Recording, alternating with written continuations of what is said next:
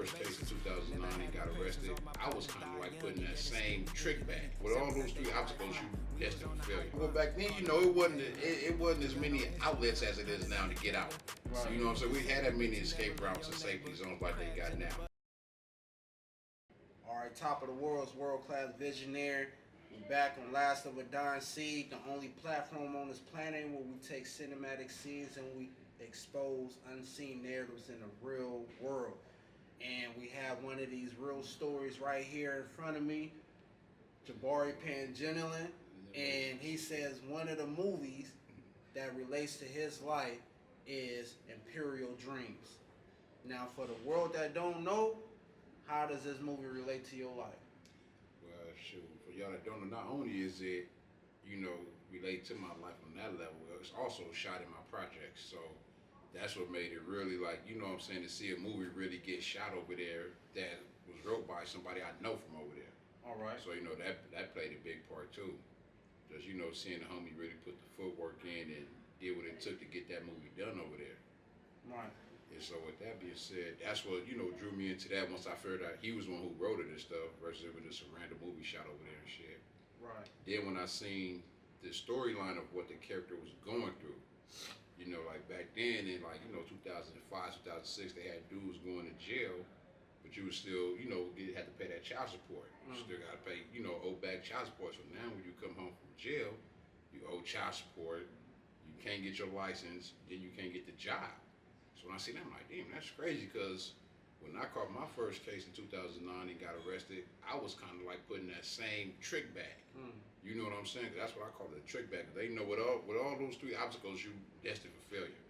You know what I'm saying? Unless, like the character in the movie, you grounded enough to stay, focus on your goal and stuff like that. And so, yeah, that's one of the ways you're, related to me on that level and stuff.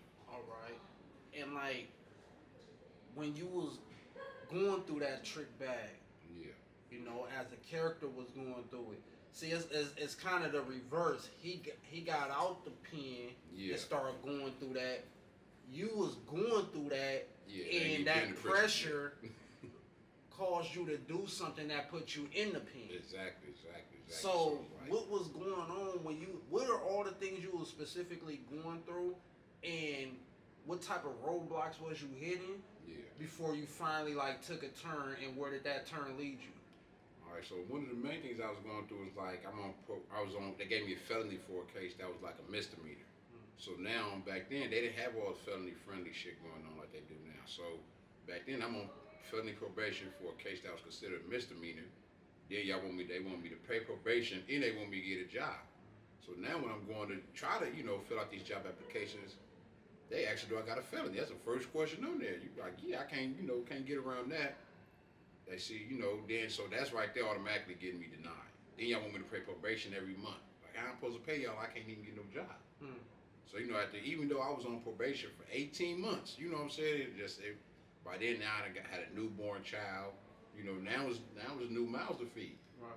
But like I said, I'm going out here, I'm trying. I feel like I was really trying. You know what I'm saying? Like, I had somebody help me, understand how to dress accordingly, for interviews. I'm trying. I feel like I had it figured out. I'm like, okay, I got a car, I got a license, I got a newborn child. So the only thing slowing me down from transitioning to this adulthood was, a job. Right. And so I'm going out and I'm trying to get these jobs, and I'm steady being denied with these battles until eventually, it turned to me committing a crime. Right. Which was? Armed robbery. Got sentenced to 20 years for armed robbery my first time. Right. So At what age was you? I just turned 20. I felt like I was 19 still. I just turned 20. 7 days later, I was in jail, getting sentenced to 20 years. How much time you served off that? I did 14 years, 6 months. I just came home today as we speak. Sitting on this couch, man. I just made it home today, thank God, man. Just came home today. Made it through the maze of every negative, conflict, destructive element that you can name, all concentrated in that one place. So congratulations. Yeah. And for people who ain't seen the movie, give us a summary as well. Like, what was the movie about? Okay, so in the movie, you know, the dude got out of prison. He was a book author, and you know, he was on parole, shit like that, living with his family. But he had those obstacles. So you know, parole wanted him to pay, pay child support. Right. To get his license. Child support wanted him to pay them to get his license, and then shit, parole wanted him to get a job in order to accomplish the book. You know what I'm saying? To get the book processed and stuff like that. So it just all them obstacles. And even just seeing that, you know, back then we young, but we seeing homies, we not even knowing we going through similar obstacles in life. Just, you know, being in the hood, and you never really know what a person going through. Just because you see him every day and he drinking, you know, but deep down he's going through some cold battles. Right. Because not only that, with the system, you got to go through it in the hood. You live it in the hood. Yeah. Where bullets is flying everywhere. And you not only have yourself to look after, you got a seed to look after. Yeah, exactly. You know, like, it's real problems going on to where he ended up flashing on his brother, like, unjustifiably, but it's like all that pressure he going through. Yeah, exactly. You know what I'm saying? Man, it's such a heavy movie. All the elements that's involved to where you knew you had. It's like when the Hugh brothers wrote Menace to Society. Like you had to have been in that environment to write about certain things happening, not just happening, but the way they was happening. The way they was happening. You know what I'm saying? You seen all that unfold. Yeah. So even with the ending though, it's like I wasn't too enthused about the ending, but I believe that we can piggyback the ending itself, you know, which happened right after his son got snatched into the system. Yeah. And it just showed him, like, taking his son to the pool and stuff like that. So we saw that he was able to visit his son, but we never truly saw the outcome. Yeah. But with the title Imperial Dreams, we knew he had a dream. Yeah. You know what I'm saying? He wanted to write book. Well, he was writing books, and he wanted to continue publishing and become a successful author / storytellers and use storytelling in a way that diverted kids from that life. Exactly. You know what I'm saying? Yeah. So I feel like with you, coming from that same area, having your own imperial dreams, you can be his dream. For sure. Because we didn't see his ending. Yeah. But we know what his dream was. Yeah, exactly. So you can be his dream. So tell the world right now, like, what are your aspirations now that you out? Right now, man, my aspirations right now, man, is like really is really building that bond with my child, man. You feel me? Like, she was 4 months when I came to jail. She's 14 years old now, so you know I'm finna go see her and being able to just be everything. You know, I figured that she probably wish I was when I wasn't there. You know what I'm saying? The moments it was just her and her mom out and about, and you know, and so I'm trying to come home and be that parent right there. But you know, my dreams is, man, is just to be successful in life. You know what I'm saying? Be able to make something, look back on all this shit and show them, all right, I did that too. Right. You know what I'm saying? But I still didn't let that discourage me from getting here. Right. You know what I'm saying? Because a lot of dudes feel like, oh, they did that, and it's just that. That's it with life. Right. Like, no, it's just one of them chapters, one of them journeys you could go through, and it's all about how you learn from it, you know. But at the end of the day, you still gotta want that. Exactly. You know what I'm saying? You gotta have that hunger for it, that desire. Because once you got that, then it's hard to sidetrack. For sure. You know, because then you start to put out that energy, and you know, then you start attracting them same type of like-minded people. Right. Without even trying. Right. Like, I done watched that happen so many times. Like, dang, I'm attracting the same type of people that's on the same mission I'm on. Right. You know, so I started to realize, like, okay, you are what you put out. For sure. And it may not happen immediately. Yeah. You know what I'm saying? People look for immediate results. That's not gonna get you anywhere. You know, you got to be able to delay gratification when you out here trying to do right. When you're trying to do positive, you know, the symbolism for positive is the plus symbol. Mm-hmm. You got to do things and make moves that add to your life, despite the hardships that Bambi was trying to do in the movie, you know. But for those on the inside, it's like it's easier said than done. Those on the outside can say that. Yeah. That never went through it. Mm-hmm. You know, that's just a movie. You know what I'm saying? Now, multiply that by 10, 20. of how many bullets we had to dodge or how many, you know what I'm saying? Yeah. So Sure. how do you keep hope alive in an environment like that? And then twice that, you went to prison. How do you keep hope alive? You just gotta take it one day at a time. I don't, we all well back then. It wasn't as many outlets as it is now to get out. Right. You know what I'm saying? We had that many escape routes and safety zones like they got now, man. Right. So back then it was like, we thought hustling was gonna get us up out of there. Right. We showed it feel like getting on 9 to 5 was gonna get us up out of there. And back then, dudes wasn't really too big on, building businesses and stuff like that. We trying to build the block. Right, for sure. That's what we try to build. That we don't even own. Yeah. For sure. We try to have that motherfucker jumping. Yeah. So what do you feel like is the spine of the movie? What's the overall lesson in the whole movie? I think to me, it was, man, you gotta stay grounded. You see, his uncle kept trying to send him out of state, kept trying to get him to go. Where he had to go sleep in a car behind him. Sure. Now, you know what I'm saying? Like sticking to his guns, like no. Like, cause it's just like that out there. I'm fresh out today with nothing to my name. For sure. So the temptation gonna be everywhere I go, especially if I'm pulling up in the hood and seeing, all these youngsters out here doing that pressure to come to try to be the person on the scene and all that. The dudes get caught up in that. Right.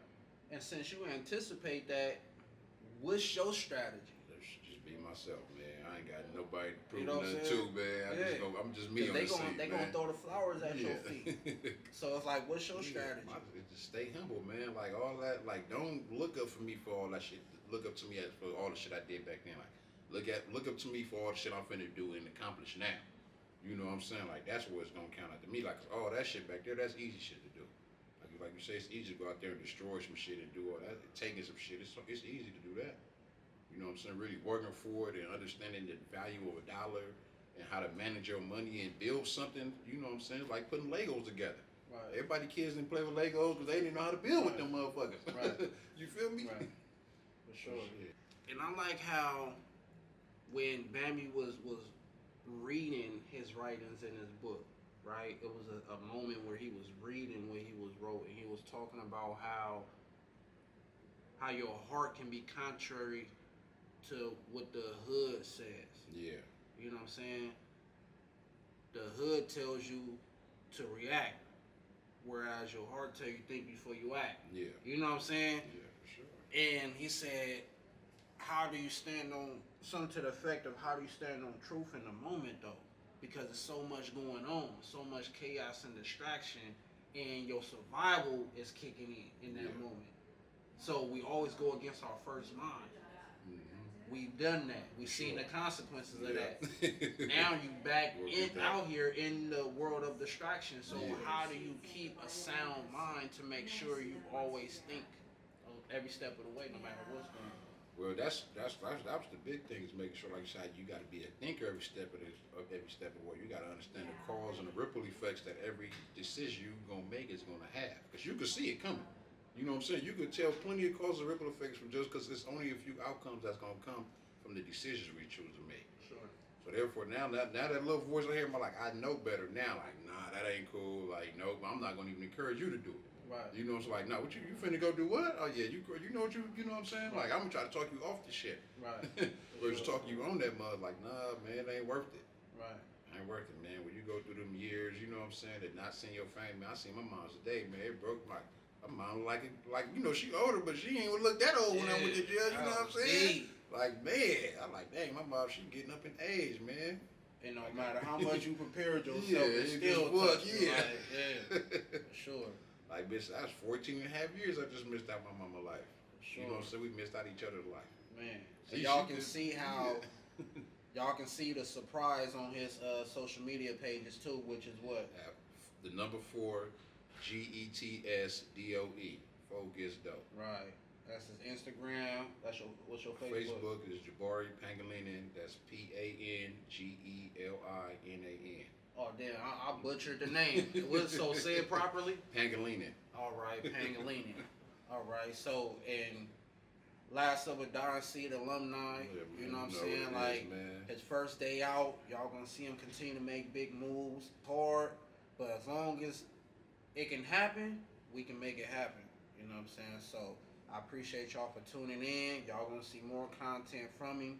Following. Purchased Warrior in the Garden by Carlos Vasquez, which I had the pleasure to write the forward to. Purchased Pearls of Ism, which Carlos Vasquez wrote the forward to. You know what I'm saying? And elevate. Life is about constant elevation, man. Like the lesson I got from the movie was you can dream even when like it's darkness around you. You know what I'm saying? Like when everything else is telling you contrary that is useless, that dreaming is what keeps that fire up on you. To at least give yourself a chance. We never know what the future may hold, even those of us that believe we on the right path. But as long as you keep dreaming, it can keep that fire up on you. You know what I'm saying? To at least give yourself the best chance of getting to where you're trying to go in life. Post your gun on Instagram, 100 on the cater. Chain with the savior, but you never love your neighbor. Crabs in the bucket, never do each other favors. Taught us to treat our brother as the sucker or the ops. And you can't be gang if you don't put one in the box. When you write about this, you make sure you keep it 100. Cause fuck all this.